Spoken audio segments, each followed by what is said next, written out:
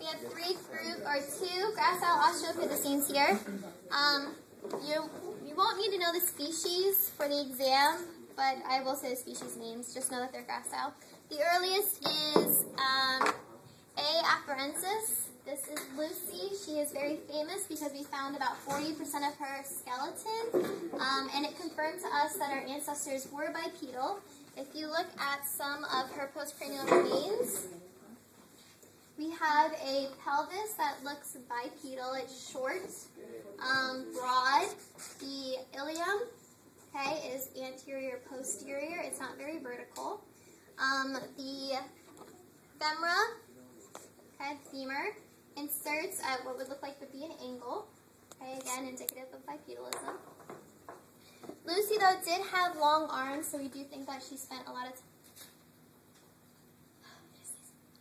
time in the trees, and she does have a slightly divergent big toe. So we are seeing a kind of a meshwork of bipedal traits with remnants of quadrupedalism, but we do believe that she was pretty much fully bipedal. Some of the things we associate Lucy with here, she has, again, reduced canines, reduced tooth size overall. Her palate is becoming a little wider. She does not have a honing complex. Her cranial capacity is still relatively small, though, which is a primitive-like trait. We do see sexual dimorphism in her species. Again, this is more of an ape trait than a hominid trait. Hominids really don't have, or modern humans really don't have a whole lot of sexual dimorphism. Again, Lucy's the most well-known. Right here is an example of tong baby. This is A. africanus, the next in our gracile line.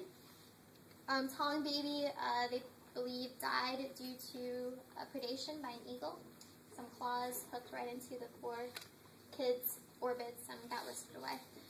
What's important about tong baby is that we found an endocast with him, which is remnants of connective tissue that covered the brain, and we were able to take basically a mold of the brain from those connective tissues that were left to see the complexity of the brain. So that kind of gives an idea of how the brain was developing in our ancestors as well.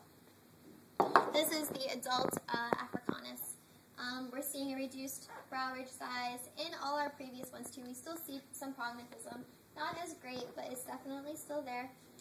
Again, our hard palate is getting a little bit wider, which is good. We still do not see a forehead by any means, but the occipital region is becoming rounder. It's still relatively flat, though, in the nuchal region. I think that's about it for this time. So we're going to move on to robust.